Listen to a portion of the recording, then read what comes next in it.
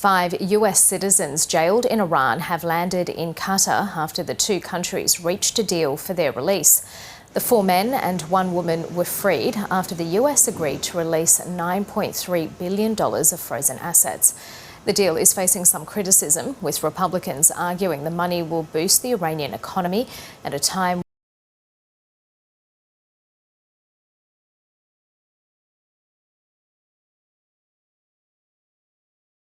for more than 2 years. She says conditions in Iran's prisons are extremely poor. The conditions of Evan prison are really, really tough, particularly right now following the eruption of the Mahsa Amini protests 1 year earlier. I've heard that the prisons, particularly Evin, which is known for housing political prisoners, are packed to the rafters.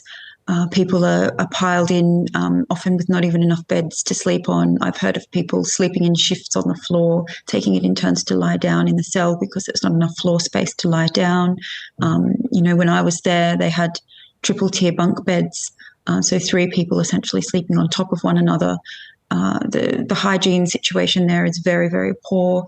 A prison I was in called Qarchak, south of Tehran, didn't even have potable running water. Only wealthy prisoners who could afford bottled water, for instance, were able to drink safe drinking water. So the hygiene situation there and the overcrowding is really horrific. And one of the American hostages, Siamak Namazi, actually has been there for 7 years, remarkably, having to go through such conditions, which is really quite shocking. What adjustments back to civilian life will the Americans have to make now? I think it's going to be really tough, particularly for those of them who've been there for such a long time. There's a real mental switch that needs to happen inside your brain. And, I'm not completely sure in my case it's even happened yet, where you have to fully readjust to being back outside in quote unquote real life. The kind of survival strategies and the way that you mentally process your incarceration when you're in prison is just so different to how you would live in an ordinary way outside as a free person. And a real shift mentally needs to occur, as well as dealing with the ramifications of what happened to you. There are ripple effects throughout your friends, throughout your family, on your career, on your personal life.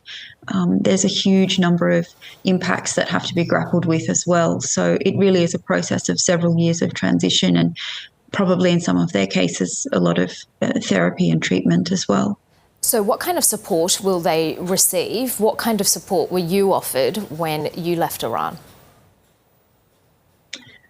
I think that the US does this better than we do here in Australia, probably by virtue of the fact that they just simply have more hostages from a variety of countries in the US, and coming home is, the homecoming of those hostages is something that they've put a lot of thought into. Here in Australia, it's something that is more of an afterthought, I would say, although the Department of Foreign Affairs and Trade is paying it greater attention, I believe, now than it used to. In the US, often they're taken to a military base or a military facility for medical checks and psychological evaluation following their arrival.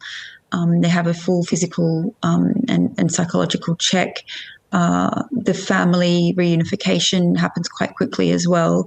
But there's an acknowledgement, I think, that unleashing the person straight up into the outside world and telling them to go on their way seconds after touching down is often quite bewildering and confronting for the detainee. So there's more of a slowly approach, I believe, in reintegrating that person in the US. Why now? What is in it for the United States in doing this deal at the moment? The timing of this deal has been very unfortunate. On Saturday, we had the 1-year anniversary of the killing of Mahsa Amini and the eruption of protests, widespread, unprecedented protests across Iran 1 year ago, almost to this day. And the US is paying the Iranian regime $6 billion in what is essentially a ransom payment in exchange for these 5 American hostages. So you agree with Republicans in America who say this is the equivalent of a hostage payment? I don't think it's just Republicans who are saying this. I think most people who look at this deal say that it's pretty obvious that the release of the $6 billion in sanctioned funds held in South Korean banks is directly linked to the Qatari negotiated, mediated deal involving these 5 American hostages. It's pretty obvious. And I am critical of it, although I wouldn't necessarily align myself with the Republicans in the US. I do think that this sets a very worrying precedent for future Americans taken hostage by Iran and citizens of any Western country taken hostage by Iran, that such ransom payments, which amount to more than $1 billion per hostage, that's an incredibly large amount of money that Iran can now spend on murdering its own citizens in the streets, funneling arms and weapons to terror groups in the Middle East, conducting foreign influence operations in Europe and Australia and the US, and all sorts of other nefarious purposes. That's an awfully large amount of money that sets a precedent and ups the price for any future hostage taken by the Iranians, which, we can expect, there will be more to come. The United States says it will ensure the money is spent on food, medicine and humanitarian goods. How is it possible that the United States can give that assurance? It's not possible that they can give that assurance. The idea that the Iranian regime is going to spend any of this money on humanitarian purposes is laughable, really. This is not a regime known for its humanitarianism. Money is fungible. Once that money passes into Iranian coffers from the Qatari banks, there's no way of checking up and knowing what it's spent on or what it's used for. We know the Iranians are expert at bypassing sanctions. They've been selling their oil on the black market for years now, despite it being their oil industry being entirely sanctioned under UN nuclear sanction provisions.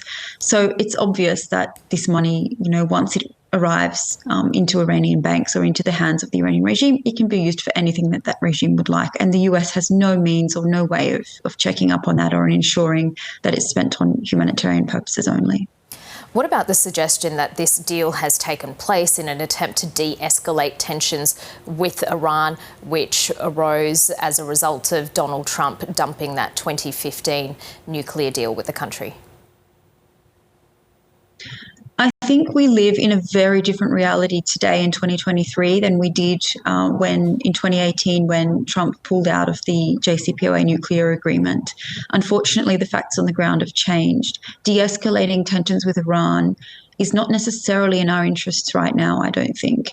We saw these unprecedented protests. We saw the Iranian regime teetering on the brink.